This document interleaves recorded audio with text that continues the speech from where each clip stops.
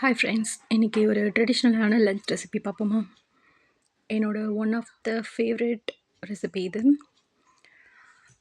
இது வந்து பச்சைப்பயிறு கடைசல், ஓகேவா? கொங்கு சைடில் வந்து இந்த ரெசிபி வந்து கம்பல்சரி எல்லார் வீட்லேயுமே செய்வாங்க. என் அம்மா வீடு வந்து கொங்கு சைடு, ஓகேவா? என் ஹஸ்பண்ட் ஊரில் வந்து இதை நான் செஞ்சேன்னு வச்சுக்கோங்களேன், ரொம்ப வித்தியாசமாக பார்ப்பாங்க. இது என்னது, இது இப்படி தனித்தனியாக செஞ்சு வச்சுருக்கேன் அப்படின்ட்டு. பட் இது வந்து ட்ரெடிஷ்னலாக நம்ம செஞ்சுக்கிட்டு இருந்த ரெசிபி தான். பார்க்கலாம், ஓகே? இதில் வந்து 3 கப் அளவுக்கு முழு பச்சைப்பயிறு சேர்த்துருக்கேன், ஓகேவா?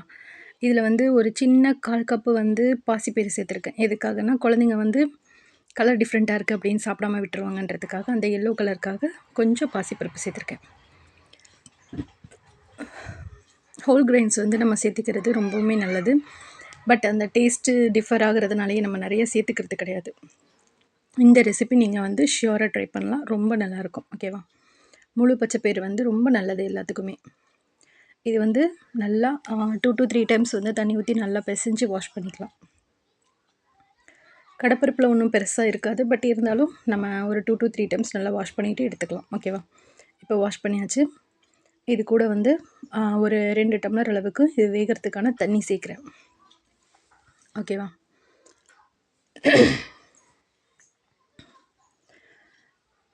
இப்போ தண்ணி சேர்த்துட்டு இது கூட வந்து 2 பச்சை மிளகாவை அப்படியே கையில் வந்து உடச்சி போட்டுக்கலாம், ஓகே?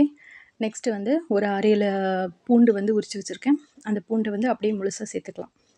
இதில் எல்லாமே வந்து நம்ம முழுசாக தான் சேர்ப்போம், அது நல்லா குக் ஆகிடும், ஓகே? சின்ன வெங்காயமும் வந்து முழுசாகவே சேர்த்துக்கிறேன். அதில் கொஞ்சம் எடுத்து வச்சுருக்கேன் தாளிப்புக்காக. இதில் வந்து ஒரு ஒரு பெரிய கப் அளவுக்கு சின்ன வெங்காயம் இருக்குது. இது கூட வந்து ஒரு 3 தக்காளி கட் பண்ணி வச்சுருக்கேன். சின்னதாக இருந்துச்சு அப்படின்னா 4 தக்காளியும் நீங்கள் கட் பண்ணிக்கலாம். கட் பண்ணி இது கூடவே ஆட் பண்ணிக்கலாம்.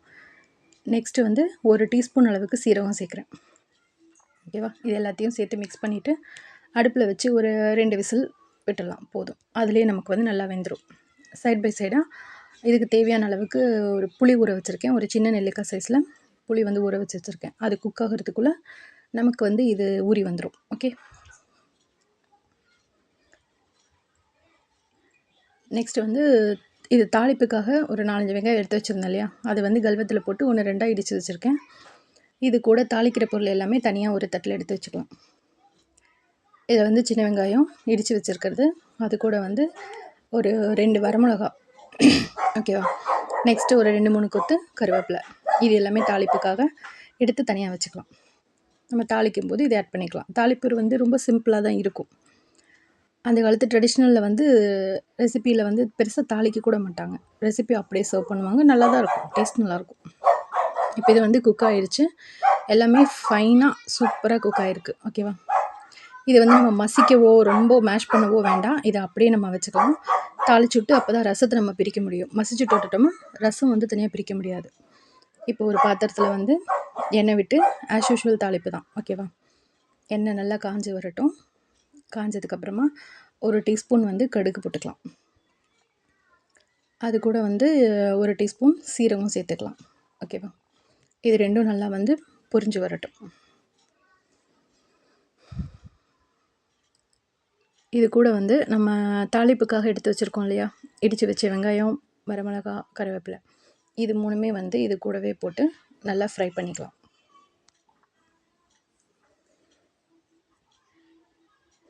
இந்த தாளிப்பு நீங்கள் நெய்யில் செஞ்சீங்க அப்படின்னாலுமே ரொம்ப நல்லாயிருக்கும்.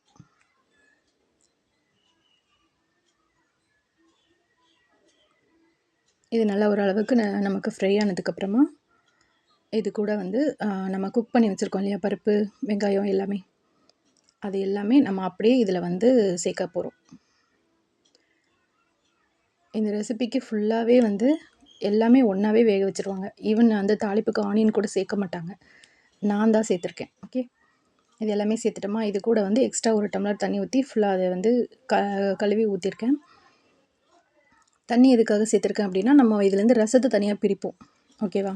அப்போ வந்து பிரிக்கும்போது தண்ணி வந்து நமக்கு நிறையா இருந்ததுனா தான் பருப்பு தனியாக ரசம் தனியாக பிரிக்க முடியும். அதே மாதிரி இது வந்து நம்ம ரொம்ப குக் பண்ணிட்டோம் அப்படின்னா அது ஃபுல்லாக மேஷ் ஆகிடும். அந்த பருப்பு மேஷ் ஆகிடுச்சுன்னா நம்மளால் அதை பிரித்து எடுக்க முடியாது. இப்போ தேவையான அளவுக்கு தண்ணி ஊற்றியாச்சு. இது லைட்டாக கொதி வரும்போது ஒரு டீஸ்பூன் மஞ்சத்தூள் போட்டுக்கிறேன். அது கூட வந்து 2 டீஸ்பூன் சாம்பார் தூள். உங்களுக்கு இன்னும் கொஞ்சம் காரமாக இருந்தால் பிடிக்கும் அப்படின்னா 3 டேபிள் ஸ்பூன் சாம்பார் தூள் போட்டுக்கலாம்.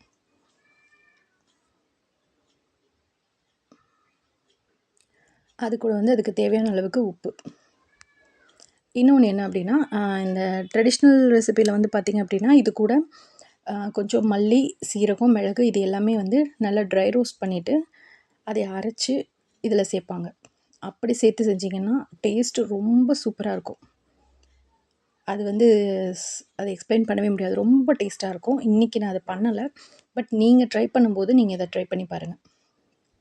கொஞ்சமாக 1 டீஸ்பூன் அளவுக்கு மல்லி, ஒரு 1/2 டீஸ்பூன் அளவுக்கு சீரகம், 1 டீஸ்பூன் அளவுக்கு மிளகு, இது 3யும் போட்டு வெறும் சட்டியில் போட்டு நல்லா ட்ரை ரோஸ்ட் பண்ணிவிட்டு மிக்சியில் போட்டு அடிச்சுக்கோங்க. இல்லை வந்து கல்வத்தில் 1, 2 இடித்து போட்டாலும் சரி. இது மாதிரி போட்டு ட்ரை பண்ணி பாருங்கள். டேஸ்ட் ரொம்ப நல்லாயிருக்கும். இப்போ இது நமக்கு தேவையான எல்லாமே நம்ம ஊற்றியாச்சு. இது நல்லா கொதிக்கணும். கொதி வந்ததுக்கப்புறமா நம்ம புளி கரைச்சி வச்சுருக்கோம் இல்லையா, ஊற வச்சு வச்சுருக்கோம்ல, அதை நல்லா கரைச்சிட்டு கையில் வந்து ஃபில்ட்ரு பண்ணி ஊற்றிக்கலாம். புளி வந்து ஊற்றுனதுக்கப்புறம் அதை ஒரு வாட்டி மிக்ஸ் பண்ணி விட்டுட்டு அது ஒரு கொதி வர்றதுக்கு நம்ம வெயிட் பண்ணணும். அப்போ தான் அந்த புளியோட பச்சை வடை வந்து போகும், ஈவனாக வந்து பிளெண்ட் ஆகி வரும்.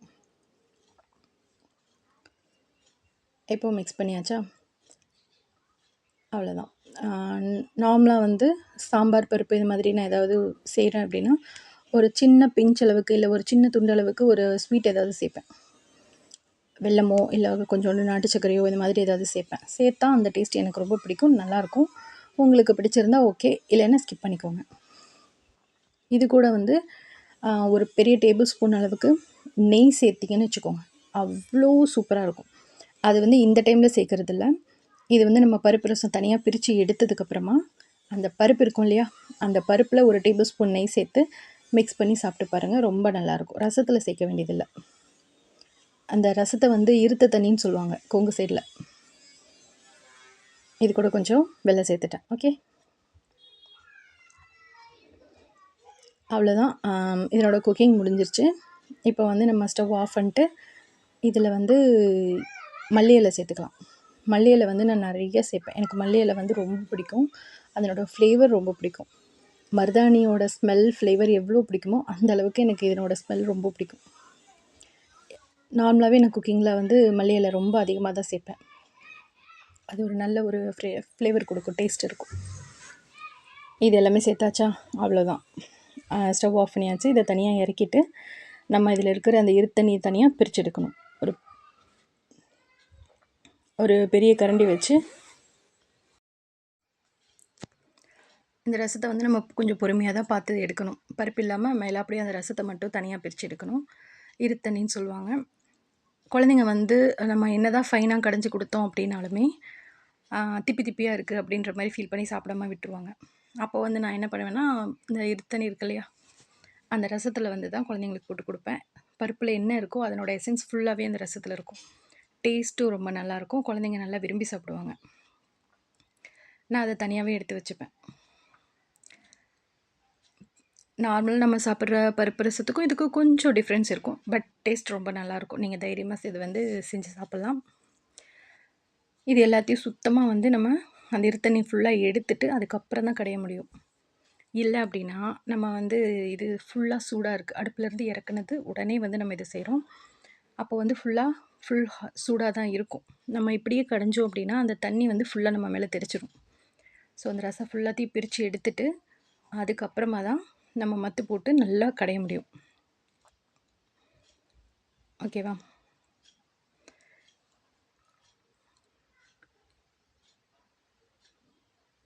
இப்போ இது ஃபுல்லாகவே ரசம் ஃபுல்லாகவே பிரித்து எடுத்தாச்சு. இப்போ நான் வந்து ஃப்ளோரில் வச்சு நார்மலாக எப்பயும் கடையிற மெத்தடில் கடையிறேன். எங்கள் ஊர் சைடில் இப்படி தான் கடைவோம். கீழே உட்காந்து செவுத்து கூட வந்து முட்டு கொடுத்து நல்லா பிடிச்சிக்கிட்டு காலில் பிடிச்சிக்கிட்டு கடைவோம். ஓகேவா? அதே மெத்தடில் தான் கடையிறேன். இப்போது தக்காளி வெங்காயமெல்லாம் தனித்தனியாக தெரியுதா? இது கடைஞ்சி முடிச்சுட்டு ஃபைனலாக பார்த்தா எதுவுமே தெரியாது. எது எங்கே இருக்குது எதுவுமே தெரியாது. நல்லா பிளெண்ட் ஆகிடும்.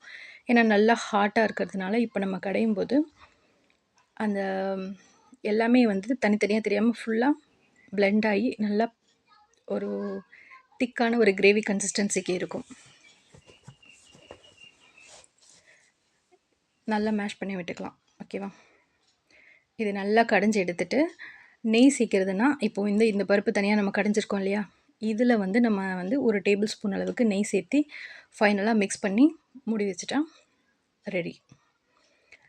இதனோட ரெசிபி அவ்வளோதான். இது செஞ்சு சாப்பிட்டு பாருங்கள். உண்மையாகவே ரொம்ப நல்லாயிருக்கும். ரொம்ப ரொம்ப ஹெல்த்தியான ஃபுட்டு, டேஸ்ட்டாக சாப்பிட்றதுக்கு பெஸ்ட்டாக இருக்கும். ஓகேவா? இன்றைக்கி வந்து நான் பிளேட்டிங் எதுவுமே பண்ணலை, சாரி. ஜஸ்ட்டு ரெசிபி இது கடைஞ்சி எடுத்ததோட ஃபைனலாக முடிச்சுட்டேன். நெக்ஸ்ட் டைம் கண்டிப்பாக நான் பிளேட்டிங் பண்ணி காட்டுறேன். இந்த ரெசிபி நீங்கள் ட்ரை பண்ணி பார்த்துட்டு எப்படி இருக்குது அப்படின்னு சொல்லிட்டு எனக்கு கமெண்டில் சொல்லுங்கள். டிஃப்ரெண்ட்டான இல்லை ட்ரெடிஷ்னல் ரெசிபீஸ் அப்படி இருக்கிறத மட்டும்தான் நான் ரொம்ப ஸ்ட்ராங்காக சஜஸ்ட் பண்ணுவேன். ஸோ நீங்கள் இந்த ரெசிபியை தாராளமாக ட்ரை பண்ணலாம். வீட்டில் செஞ்சு சாப்பிட்டு பாருங்கள். உங்கள் குழந்தைங்களுக்கும் ரசம் செஞ்சு கொடுங்க, நல்லா சாப்பிடுவாங்க. இதை நெய்லேயே செஞ்சிங்கனாலும் ரொம்ப டேஸ்ட்டு சூப்பராக இருக்கும். ஓகே, ட்ரை பண்ணி பாருங்கள். தேங்க்யூ.